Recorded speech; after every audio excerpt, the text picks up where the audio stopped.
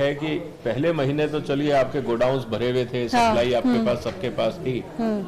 जैसे जैसे वक्त बीतेगा सप्लाई की सिचुएशन कॉम्प्लिकेटेड होगी, क्योंकि जितना आपकी खपत है उस हिसाब से आपकी सप्लाई नहीं है। और जब सप्लाई की शॉर्टेज है, अवेलेबिलिटी नहीं है, तो दोनों तरफ की चुनौतियां हैं। एक तो अवेलेबिलिटी नहीं है और दूसरा दाम बढ़ेंगे। तो दोनों तरफ से आपको चुनौतियां हैं। और भारत के लिए सबसे बड़ी चुनौती ये है कि जो मिडिल ईस्ट है, जहां युद्ध चल रहा है, वो भारत के लिए काफी बड़ा एक्सपोर्ट मार्केट भी है और हमें वहां से करीब साल का 50-60 बिलियन डॉलर का रेमिटेंस भी आता है जी। वो भी रुक जाएगा तो हमें दोहरी मार पड़ेगी। इसीलिए भारत के लिए चिंता काफी ज्यादा है, क्योंकि हमें 145 करोड़ लोगों के वेलफेयर को देखना है। अच्छा सर, मैं आपसे ये समझना चाहूँगा कि जैसे पेट्रोल डीजल की आपने बात की कि उनके दाम तो ऑब्वियसली बढ़ेंगे, लेकिन अगर ये युद्ध लंबा खिंचता है तो क्या आपको लगता है कि ऐसे में इंडिया को, क्योंकि हमारी एनर्जी का पूरा वहाँ से आता है, तो इंडिया को अब प्रोएक्टिवली इस चीज़ को समझना चाहिए कि भाई ये युद्ध रुके, ताकि हमारी जैसी दुनिया की बड़ी अर्थव्यवस्था है, इमर्जिंग इकोनॉमी है, उसका भी बचाव होगा। तो क्या आप देखते हैं कि भारत को में एक प्रोएक्टिव अप्रोच की ज़रूरत है? निश्चित रूप से, और भारत के पास बहुत अच्छा मौका भी था, क्योंकि जब लड़ाई शुरू हुई उस समय भारत ब्रिक्स का चेयरमैन था इस साल का, अगर मैं कहूँ अध्यक्षता भारत के पास थी। ईरान ब्रिक्स मेंबर है, भारत के इजराइल से संबंध अच्छे हैं, अमेरिका से संबंध अच्छे हैं, बाकी जो अंतर्राष्ट्रीय ताकतें हैं, चाहे वो चाइना है, रशिया है, ब्राज़ील है, जो इम्पोर्टेंट इकोनॉमिक फोर्सेज हैं, इंक्लूडिंग यूरोपियन यूनियन। तो भारत के पास एक बहुत अच्छा मौका था, हमें प्रोएक्टिवली इस काम को जैसे ही ये हमला हुआ इंटरवीन करना चाहिए था। हमने देरी करी, लेकिन अब देरी करने से नुकसान ये हो रहा है कि हमारे यहाँ पे आर्थिक स्थिति बिगड़ रही है। हमारे यहाँ ही नहीं, अमेरिका में भी हालत खराब है, यूरोप में हालत खराब है, चाइना में मुश्किलें बढ़ रही हैं, जापान कोरिया की हालत खराब है, मलेशिया इंडोनेशिया की हालत खराब है। वर्चुअली आप ये समझ लीजिए कि लड़ाई से पहले ईरान दुनिया का 4% जो क्रूड है वो कंट्रोल करता था। लड़ाई के बाद आज ईरान 20% कंट्रोल करता है। बिल्कुल, क्योंकि हुर्मुज से 20% निकलता है, अब वो निकल नहीं रहा। और अगर कल को रेड सी पे अटैक होता है, अगर हुतीस भी आके कहते हैं कि हम इस लड़ाई को वहां भी जारी रखेंगे और किसी को निकलने नहीं देंगे, तो आप ये समझ लीजिए ये कंट्रोल 32% हो जाएगा। तो सर, जो ये बातें हो रही है कि एलपीजी हमारे देश में है, हमारे पास पर्याप्त पेट्रोल डीजल है, क्या ये बातें सिर्फ बंद बहलाने के लिए है? क्या वाकई हमारे पास है पेट्रोल डीजल एलपीजी सब कुछ है वॉर लाइक सिचुएशंस के हिसाब से? देखिए, आप इसको इस तरह से देखिए कि आज आपके फ्रिज में खूब खाना पड़ा है, हाँ, आपका पेट भी भरा हुआ है, आप अगले हफ्ते की सोच ही नहीं रहे, आपको लग रहा है आज पेट भर गया, आज तसल्ली से सोएंगे, कल की कल देखेंगे। अगर हम उस मानसिकता से चले तो 150 करोड़ के आसपास जो देश की आबादी है उसके लिए चुनौतियां होंगी। तो हमारे पास आज जो तेल भंडार हैं वो आपके लिए, अगर जिस तरह से हमारा टोटल रिजर्व है, अगर मैं स्ट्रेटेजिक रिजर्व की बात करता हूं, तो आपके पास करीब 5 दिन का। लेकिन अगर आप जो कंपनियों के पास पेट्रोल डीजल पड़ा है, चाहे वो आईओसी है, चाहे रिलायंस है या बाकी रिफाइनरीज हैं, उनका सबका मिला लें तो आप ये कह सकते हो कि शायद हमारे पास महीने 1.5 महीने का होगा। लेकिन अगर खपत उसी हिसाब से जारी रही तो चुनौतियां आएंगी। तो जिस दिन लड़ाई शुरू हुई थी उस दिन मैंने अपने वीडियो में और प्रेस में जहां पे भी मैंने इंटरव्यू दिया था, मैंने ये कहा था कि सरकार को तुरंत इमरजेंसी प्रोविजंस लागू कर देने चाहिए, क्योंकि ये लड़ाई लंबी चलेगी, ये रुकने वाली नहीं है। आने वाले समय में अगर स्ट्रेट ऑफ हार्मुज खुला ही नहीं तो फिर क्या होगा? देखिए, जो हालात हैं, अगर लेटेस्ट डेवलपमेंट आप देखें तो ट्रंप साहब इस लड़ाई से निकलना चाह रहे हैं, वो फंस गए। हाँ। वहां भी चुनाव है, राजनीतिक मजबूरियां हैं और आर्थिक मजबूरियां हैं, उनको कुछ मिल नहीं रहा। वो भी चाहते हैं कि ये लड़ाई किसी तरह से रुके, अगर नहीं रुके तो अमेरिका इस लड़ाई से बाहर निकले। जब ऐसी स्थिति होती है तो हॉर्मुज के आसपास ईरान का कब्जा और मजबूत होगा, और उसके बाद अब ईरान डिसाइड करेगा कि हॉर्मुज से किसको निकलना है और किसको नहीं निकलना जी। तो एक तो स्थिति ये है सप्लाई साइड की। दूसरा, जिस तरह से डिस्ट्रक्शन हुआ है, वहां पे रिफाइनरीज टूटी हैं, पोर्ट्स के ऊपर हमला हुआ है, बाकी चीजें हुई हैं, तो सिचुएशन नॉर्मल आने में कई महीने लगेंगे। तो हम ये कह सकते हैं कि चलिए साइकोलॉजिकली हम कह सकते हैं कि लड़ाई बंद हो गई, लेकिन क्या स्थिति नॉर्मल हो जाएगी, उसके लिए कम से कम आपको 6 महीने और देखना पड़ेगा। अरे सर, इससे जुड़ा हुआ सवाल ये है कि ये तमाम चीज़ें होंगी और युद्ध लंबा खिंचा तो इसका असर इकोनॉमी में पड़ेगा। इकोनॉमी की बात कर लेते हैं। इकोनॉमी में आपने देखा होगा एफडीआई में जो था उसकी ग्रोथ नेगेटिव आ रही थी। एफडीआई के जो इंडिया में जो एफडीआई था उसकी संख्या कम हो रही थी। दूसरा सवाल ये था कि टैरिफ आया, फिर उसके बाद अब ये युद्ध आ गया, तो एक के बाद एक झटके आ रहे हैं इकोनॉमी में। तो आपको लगता है कि कहीं ना कहीं हमारी जीडीपी में भी जो अनुमान जताए गए थे कि इतनी होगी, वो अनुमान भी हमें घटाने पड़ेंगे और हमारी इकोनॉमी पे असर पड़ेगा? निश्चित रूप से देखिए, जहां तक बात है जीडीपी घटाने की, तो आधे से 1% तो असर पड़ेगा ही। जब आपकी फैक्ट्रियां बंद हैं, आपके रेस्टोरेंट बंद हैं, लोगों को काम नहीं मिलेगा या ईंधन नहीं होगा तो आप क्या करोगे, पहली बात। दूसरा, आपका एक्सपोर्ट रुका हुआ है जी। गल्फ कंट्रीज आपके लिए बहुत इंपॉर्टेंट एक्सपोर्ट ओरिएंटेड मार्केट था। पूरी दुनिया में फाइनेंशियल ट्रांजैक्शंस एक हिसाब से रुक गई हैं। हर आदमी अपने खर्चे को देख रहा है कि कैसे हम अपने आप को मैनेज करें। मेरा अंदाजन ये है कि जिस तरह से पेट्रोल के दाम बढ़े, फर्टिलाइजर के दाम बढ़े, जिस तरह से महंगाई बढ़ी, उससे जो कंजम्पशन घटेगी और उसका पूरा असर जो जीडीपी पे आएगा, तो मुझे लगता है कि भारत के ऊपर करीब 20 लाख से 25 लाख करोड़ का असर पड़ेगा। तो सर, आपने अपने वीडियोस में बताया था कि किस देश को कितना नुकसान हुआ है, मैं सुन भी रही थी। भारत को इससे क्या क्या नुकसान हुआ, ये अभी तक कोई नहीं जान पाया। देखिए, इस एक महीने में भारत इस समय सबसे वल्नरेबल है। हम चाहे कुछ भी बोले, अगर हकीकत हमारे सामने, देखिए हमारा 85% तेल बाहर से आता है। इसके अलावा जितने हमारे फर्टिलाइजर की रिक्वायरमेंट है, काफी हिस्सा बाहर से आता है जी। हमारा फॉरेन रिजर्व्स के लिए जो रेमिटेंस आता है वो बाहर से आता है। हमारा जो एक्सपोर्ट है कमोडिटीज का, ज्यादातर हम एक्सपोर्ट्स क्या कर रहे हैं, कमोडिटीज एक्सपोर्ट कर रहे हैं, वो बाहर से आ रहा है। और अगर क्रूड नहीं आता है, मान लीजिए हमारे पोर्ट्स पे रिफाइनरी है, रिलायंस की रिफाइनरी है, बाकी है, अगर उनको लगातार सप्लाई नहीं मिलती तो क्रूड का एक्सपोर्ट भी कम होगा। आपका जब रुपी डिवैल्यूएशन हो रहा है, एक महीने में करीब 4% रुपी डिवैल्यू हुआ है, जो एक साल में 3.5% होता है। अब होगा क्या कि जब आपका 1 रुपया रुपी डिवैल्यू होता है, तो भारत की अर्थव्यवस्था पे कम से कम 72,000 करोड़ रुपए का असर पड़ता है। तो कॉम्प्लिकेशंस बहुत है। प्लस आपके पास 140-45 करोड़ की आबादी है। इतनी ही आबादी पशुओं की है, उनको भी चारा चाहिए। तो कुल मिला के स्थिति कॉम्प्लिकेटेड है, क्योंकि बाकी देशों के साथ भी स्थिति है, लेकिन वहां आबादी कम है। सर, एक बात गुजारा कर लेंगे, लेकिन हमारे चुनौतियां बहुत तेजी से बढ़ेंगी। एक चीज और जो सामने आई है वो ये कि अंगोला से एलपीजी खरीदने की तैयारी हो रही है अब, ताकि खाड़ी देशों पर निर्भरता कम किया जा सके। तो आप इसे कैसे देख रहे हैं? अगर ये रास्ता अपनाया जाता है तो क्या स्टॉक बढ़ेगा आने वाले समय में?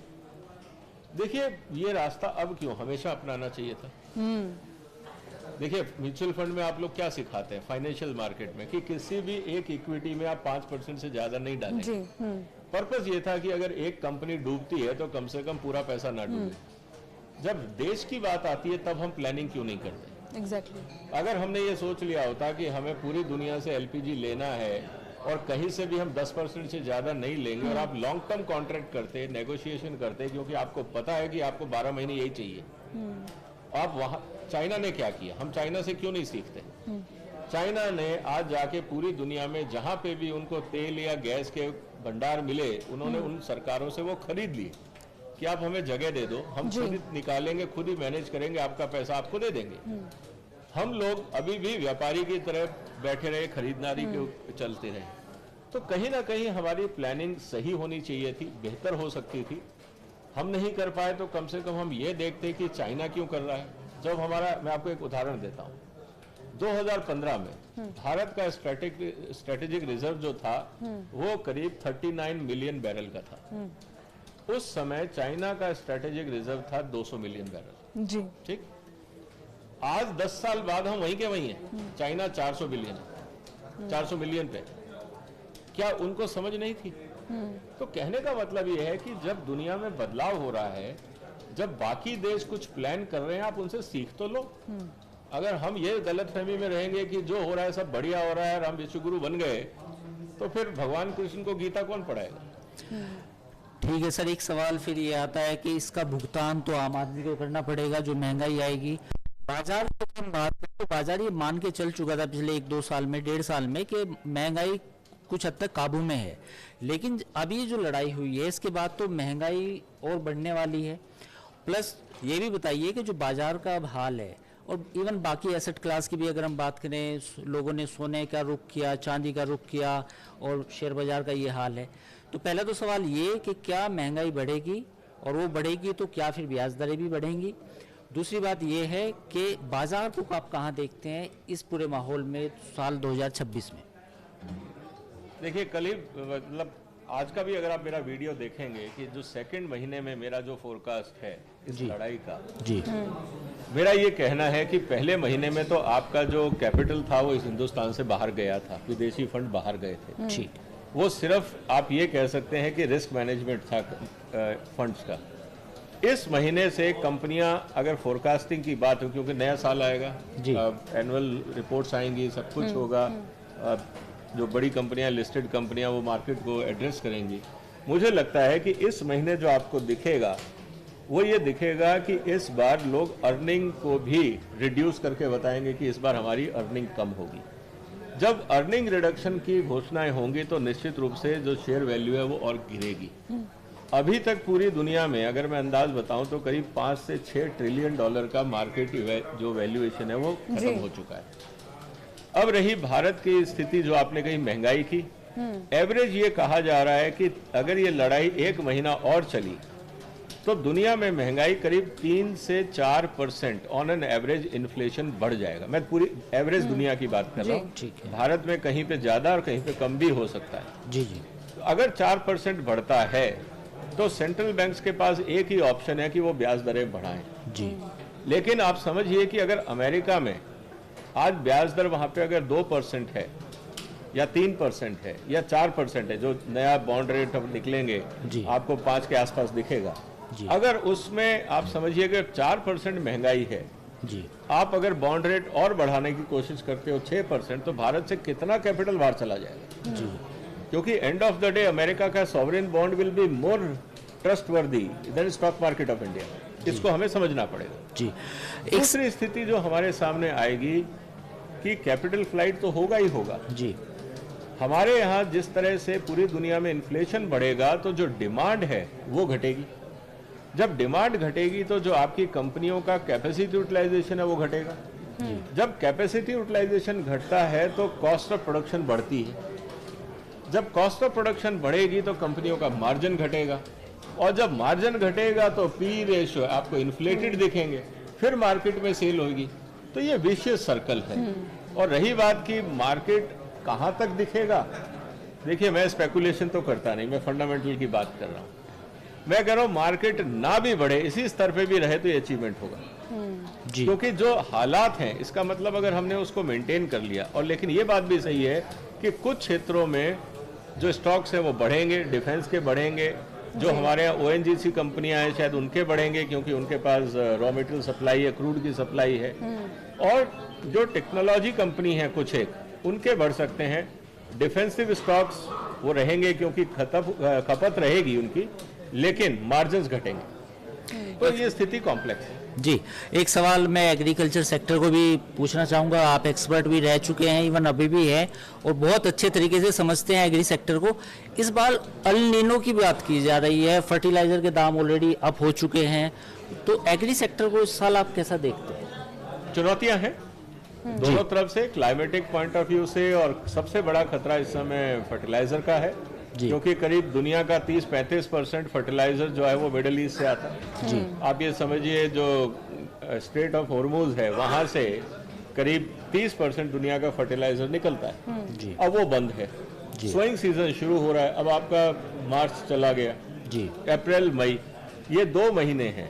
अब पूरी दुनिया में शॉर्टेज है, कई देशों में सोइंग शुरू हो गई है, हमारे यहाँ भी जून जुलाई में सोइंग शुरू हो जाएगी जी। उस स्थिति के अंदर अगर फर्टिलाइजर नहीं मिला तो चुनौतियां बढ़ेंगी। और ये कहा जाता है कि अगर 1 किलो फर्टिलाइजर कम मिलता है तो 2 किलो पैदावार कम होती है। तो जितना आपको फर्टिलाइजर चाहिए मान लीजिए आपको 5 मिलियन टन फर्टिलाइजर कम मिला, तो आप ये रफ एस्टिमेट कर लीजिए कि 10 मिलियन टन जो आपका प्रोडक्शन है वो कम हो जाएगा। सर, एक खबर ये भी है कि ईरान ने हॉर्मुज से गुजरने वाले जहाजों पर टोल लगाने का फैसला लिया है, तो इससे क्या कोई प्रभाव नजर आएगा आने वाले समय में? निश्चित रूप से, अगर ईरान का तो पूरा ये है। और इसके पीछे उसका क्या आइडियोलॉजी है, क्या मतलब चाह रहा है ईरान?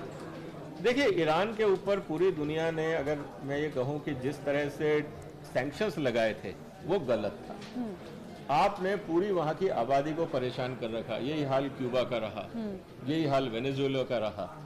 तो जो अमेरिका या वेस्टर्न यूरोप है, ये अपनी जिसको कहते हैं ना कि हेजमनी या दादागिरी, उसके आगे इन्होंने इंसानियत को नहीं समझा। अब स्थिति क्या है? अब हुर्मुज से दुनिया में इतना असर पड़ेगा, इतना तो ईरान को भी नहीं पता था। अब उनको समझ में आ गया कि ये तो ट्रम्प कार्ड है, अब हम इसको छोड़ेंगे नहीं।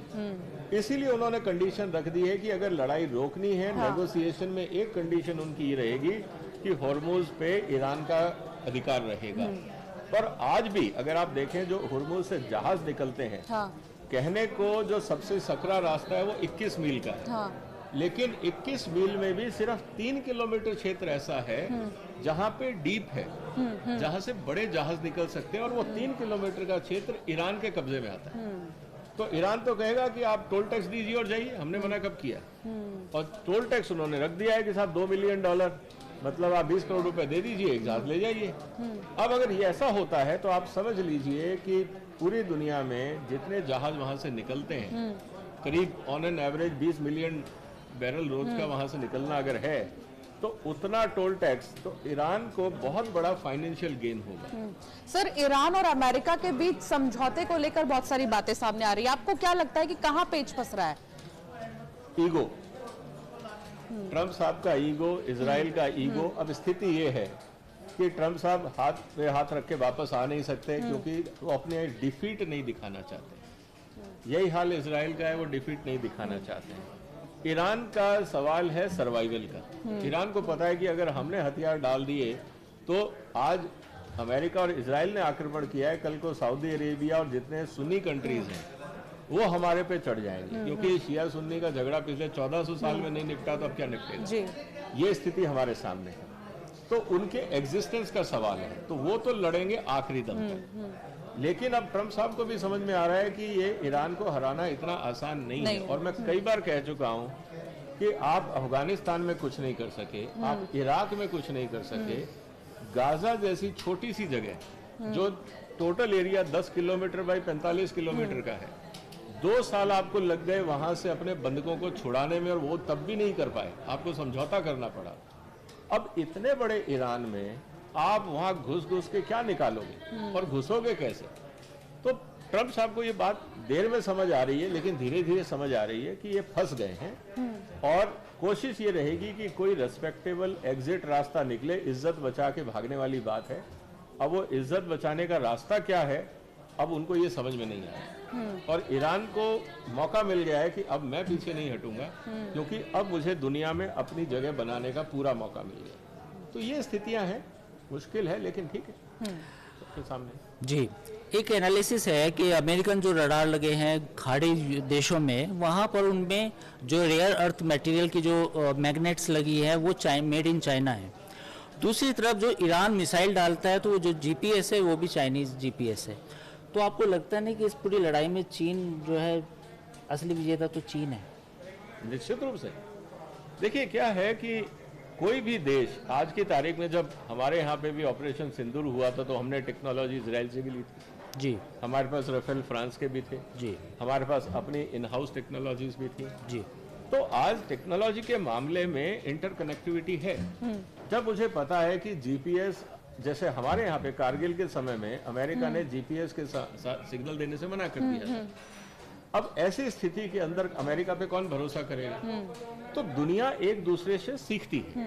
ईरान ने देखा अमेरिका किस तरह से दादागिरी कर सकता है या सिचुएशन पे धोखा दे सकता है, तो उन्होंने अपना पूरा सिस्टम चाइनीज और रशिया के ऊपर डिपेंडेंट कर दिया।